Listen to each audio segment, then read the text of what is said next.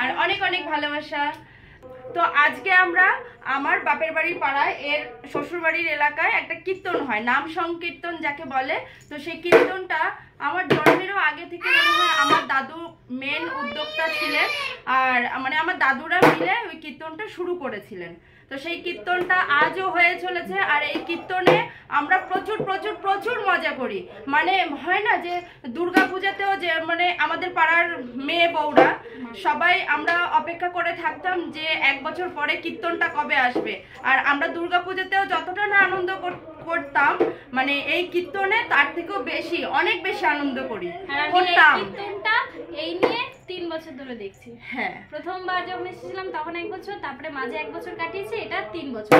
তো সেটাই আজকে তোমাদের সাথে শেয়ার করব, ঠিক আছে? তো আগের মতো আমিও নেই, আগে আমি এরকম ছিলাম, তো সেই মজাও নেই। আর এখন আমি মোটাও হয়েছি, সবকিছুরই পরিবর্তন হয়েছে। আমার 2 ছেলে, তো যাই হোক, যেভাবে যেভাবে মজা করি বা যা যা করি সেটাই তোমাদের সাথে শেয়ার করবো। তো তোমরা ভিডিওটা দেখতে থাকো।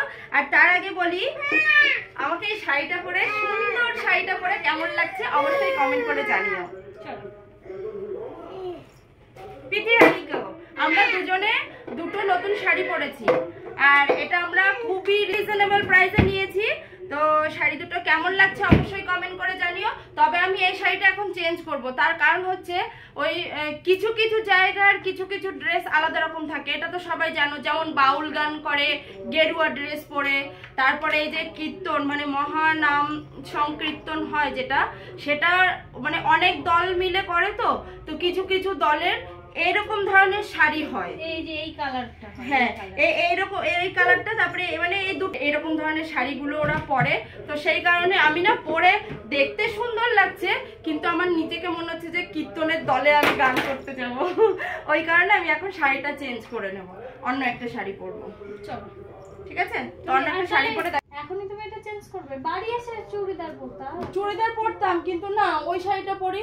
আর হচ্ছে গিয়ে এই শাড়ি পরে গিয়ে বাইরে থেকে ঘুরে এসে কীর্তনের দলের মতো লাগবে বলে শোন না, ও এই শাড়িটা পরে বেরিয়ে যদি এসে আবার আরেকটা শাড়ি পরে যাই, বলবে কি বাবা, যারা যারা দেখেছে অন্য শাড়ি পরে দেখে বলবে কি ওইটার দিয়ে এটা যথেষ্ট ভালো। আবার একটা ব্লাউজ নিয়ে এসে, এই দেখো আমি এখন এই শাড়িটা পরবো, ওই ব্লাউজের সাথে এটা যায়, তাহলে এটার সাথেই পরবো। এটার সাথে ব্লাউজ ম্যাচ হবে না তো, কিন্তু আমি এই শাড়িটা পরবো না প্লিজ। অন্য কোথাও হলে পরতে পারতাম, কিন্তু কীর্তনে না আমি কালকে একজনকে দেখেছি একটা দলের ড্রেস এইরকম শাড়ি, ওই কারণেই আমার হঠাৎ করে মনে পড়লো। এটা কি? এটা পাওয়ার ব্যাংক। তো আমি চেঞ্জ করে নিই, ঠিক আছে? এই ঝট করে আমাদের 2 মিনিট লাগবে। ঠিক আছে, ঠিক আছে গাইস, চেঞ্জ করে দেখা হবে। এখানে আসতে হবে পুরোটা দেখা গেলে। কেমন লাগছে গাইস? চেঞ্জ করে নিয়েছি। That's really sweet. ভালো লাগছে বিতে? মানে যেমনই লাগুক না কেন, নিজেকে আর ওই কীর্তনের দলের মানে মনে হচ্ছে না যে আমি গিয়ে কীর্তন করব। চলো চলো, হ্যাঁ চলো, একটা টাকা দাও, এটাও খুব রিজনেবল প্রাইস। ইচ্ছা ছিল আসরে যাব সন্ধ্যা আরতির আগে, কিন্তু শুনতে পাচ্ছি সন্ধ্যা আরতি জাস্ট শুরু হয়ে গেছে। এখন অন্য কোথাও আর ঢুকবো না, সোজা আসরে যাব। সোজা বলে ফেলেছিলাম। চলো আমি নাগরদোলনা আগে খালি এসে এসে এসে খালি পেয়েই যাই, কোথায় আবার জুতো রাখবো না রাখবো। দেখি দেখি একটু একটু একটু একটু এসো সাইড সাইড করে। এই দেখো আমরা সবাই, আর বুকু আছে বাইরে। বন্ধ হয়ে যাচ্ছে। তো আমরা সবাই মিলে চলে আসলাম কীর্তন খোলায়, মানে যেখানে কীর্তন হচ্ছে সেইখানে। তো সেখানে ঢোকার আগেই ছিল আমাদের রাধাকৃষ্ণকে দোল দেওয়ার ব্যবস্থা। ফাঁকা পেয়ে আমাদের প্রীতিরানীও একটু দোল দিয়ে দিল। তারপরে এই দেখো বাবাই চলে এসেছে আমার কাছে আবদার নিয়ে। কি আবদার জানো? তিলক পরার। সেই মায়াপুর থেকেই ওর খুব ইচ্ছা হয়েছিল যে তিলক পরবে। তো মায়াপুরে বসে তো আমি পড়াতে পারিনি, কিন্তু এখানে এসে দুদিন ওকে তিলক পরিয়েছি। তবু আজকেও ইচ্ছা হয়েছে মা তিলক পরবো। আর আমার ইচ্ছা হয়েছে সন্ধ্যা আরতিতে যোগ দেওয়ার। তাই আমরা সবাই মিলে আসরের দিকে যাওয়ার চেষ্টা করছি, কিন্তু পারলাম না গো। তাই দূরে দাঁড়িয়ে থেকেই দেখলাম। গানের এই 3 দিন প্রত্যেক দিন সন্ধ্যাবেলায় সন্ধ্যা আরতি হয়, কিন্তু এই শেষের দিনে সবাই মিলে এই আরতিতে যোগ দেয়। তারপরে যার যা মানত থাকে সেইগুলো দেয়। তারপরে হয় বাতাসা বিলানো, বাতাসা কুড়ানোর পালা। তো ভীষণ ভালো লাগে। কিন্তু এই দেখো আমি তো একজনের কাছ থেকে 2-3 বার করে বাতাসা নিচ্ছি। তাই দেখে আমাদের প্রীতি বলছে, ও দিদি ভাই আর নিতে হবে না। কিন্তু আমি বলছি আরে এটাই তো মজা। বিয়ের আগে তো 1 গাদা করে বাতাসা কুড়াতাম, আর শেষে একটা পলিথিনে করে 1 পলিথিন বাতাসা আর বাদাম কিনে নিজেদের কাছে রাখতাম। আর সারা রাতে তো ঘুমাতাম না। শেষের দিন আমরা সবাই মিলে রাত জাগতাম, আর রাতে ওই বাদাম ভাজা দিয়ে বাতাসা দিয়ে খেতাম। দারুণ লাগতো কিন্তু। তো সেই সব দিনগুলো আর ফিরে আসবে না। খুব ভীষণভাবে মিস করি সেই সব দিনগুলো। আর এই দেখো এই যে আমাদের রাধাকৃষ্ণ আর গৌরনীতাই, কি সুন্দর লাগছে তাই না? তো এইসবের মধ্যে এতক্ষণে বাবাইয়ের 10 বার বলা হয়ে গেছে মা তিলক পরবো, তিলক পরবো, তিলক কখন পরাবে। তারপরে তিলকের বাটি তো খুঁজেই পাওয়া যাচ্ছিল না। তারপরে চিরুনি তল্লাশির মতো করে খুঁজে তারপরে বাবাইকে তিলক পরালাম। আর শুধু বাবাই কেন পরবে, আমরা সবাই মিলে পরে নিলাম। তারপরে এ দেখো বেরিয়ে যাচ্ছি। বেরিয়ে যাওয়ার সময় এক ঝলক তোমাদেরকে দেখালাম। এখানে হচ্ছে গিয়ে খাওয়া দাওয়ার ব্যবস্থা হয়।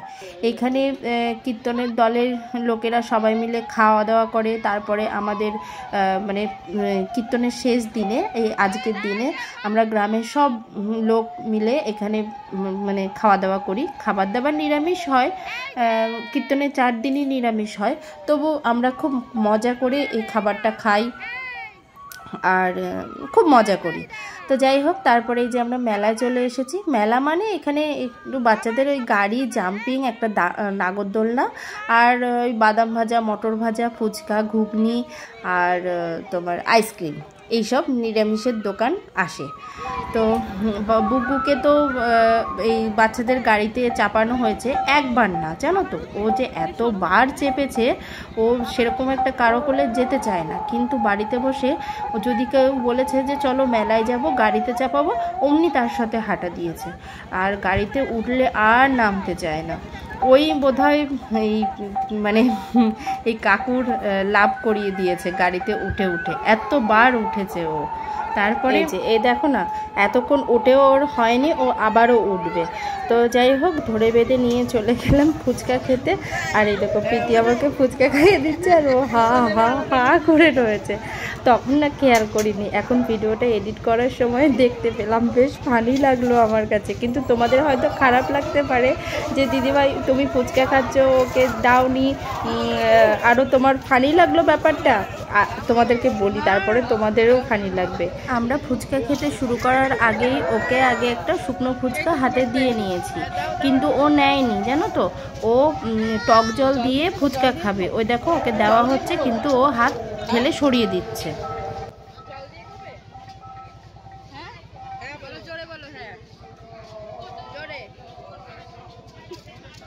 জল দিয়ে ফুচকা খাবে, তেঁতুল জল দিয়ে।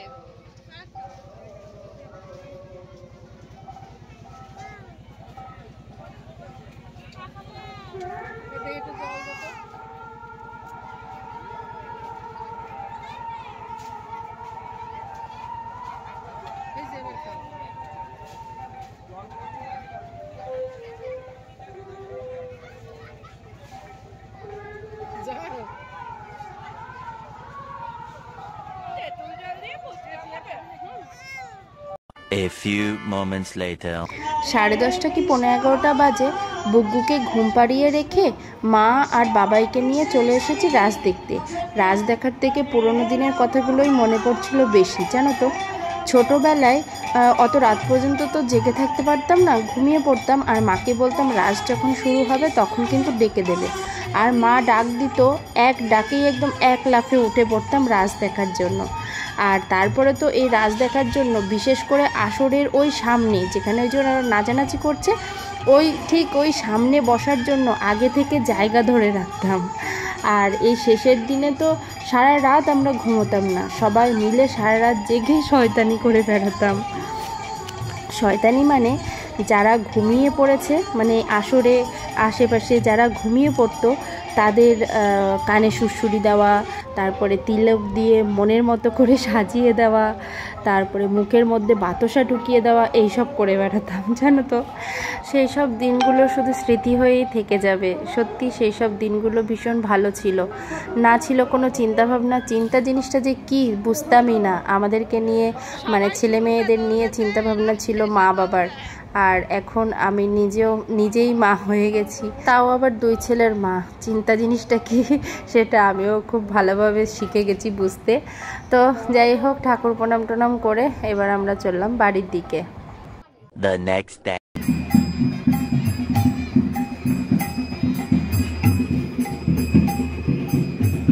এই দেখো সবাই বেরিয়ে পড়েছে নগর কীর্তনে। মানে কীর্তন শেষ হয়ে গেছে ভোরবেলায়, আর এখন বাজে 9টা কি 9:30।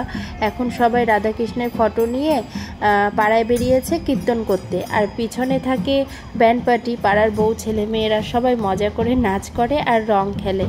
আমাদের পাড়ার বউ মেয়েরা হোলিতে রং খেলুক আর না খেলুক, কীর্তনের এই শেষ দিনে কিন্তু সবাই মিলে খুব মজা করে রং খেলে। তো দেখো সবাই মজা করে রং খেলছে। আর এই দেখো আমাদের বাবাই, ও বেরিয়ে পড়েছে মাদারের সাথে। মাদার, মানু, পরে অবশ্য আমার মাও গিয়েছিল। তো সবাই গিয়েছিল, আর আমি আর বুগ্গু বসে বসে জানলায় দেখছিলাম।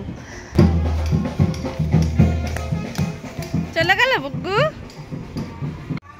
দেখো ঠাম্মা একবারে, ও ঠাম্মা তোমার এই কিরম দেখা যাচ্ছে? ভূত। সবুজ কালার। এই দেখো আর একজন। ভাই কি অবস্থা? আরে একজন বাকি আছে। বাঁচাও বাঁচাও, আমাকে বাঁচাও। জম্বি এটা। জম্বি। আরে দেখো আমাদের বাড়িতে কত লোক এসেছে, দিদি সবাইকে সেবা দিচ্ছে। সবাই রোদের মধ্যে ঘুরে নগর কীর্তন করেছে, তাই ওদেরকে একটু ঠান্ডা জলের মধ্যে রসনা গুলে দিলাম। তারপরে চলে আসলাম বুগ্গুকে নিয়ে একটু কীর্তন খোলায় সবার নাচ দেখতে। তো ওই দেখো সবাই নাচ করছে। এখন তো বেশি মানুষ নেই, কিন্তু আমাদের সময় অনেক লোক হতো আর আমরা সবাই মিলে খুব মজা করতাম। ওই দেখো মাদার নাচ করছে। মাদার তো এখন এই যে বউদের সাথে বেশ মিশে নাচ করছে। আর তখন মাদার আমাদের সাথে, মাদার, আমি, রমা, প্রিয়াঙ্কা, আমাদের একটা জুটি ছিল। আমরা সবাই মিলে খুব মজা করতাম। তো যাই হোক, খুব মনে পড়ছিল সবার কথা। রমা, প্রিয়াঙ্কা, শম্পা, টুকটুকি, অঞ্জনা, আরও অনেকে ছিল, সুপ্রিয়া। যাই হোক, সবাইকার নামগুলোও নিয়ে নিলাম। সবাইকার হয়তো নেওয়া হলো না, সময়ের সাথে সাথে সব কিছুই আবছা হয়ে যায়। যাই হোক, বেশ ভালো লাগলো কথাগুলো বলতে, তোমাদের সাথে শেয়ার করতে। আর দেখো এবার তো দেখলাম খুব শান্তিপূর্ণভাবে রং খেলা হয়েছে।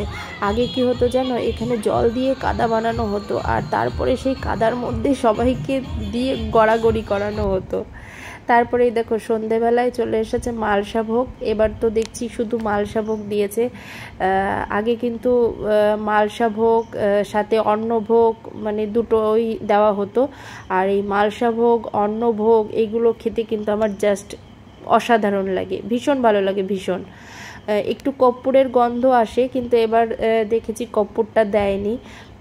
তো আমার তো খুব ভালো লাগে। তোমাদের কার কার ভালো লাগে মালসা ভোগ খেতে, অন্নভোগ খেতে? তোমরা আমাকে অবশ্যই কমেন্ট করে জানিও।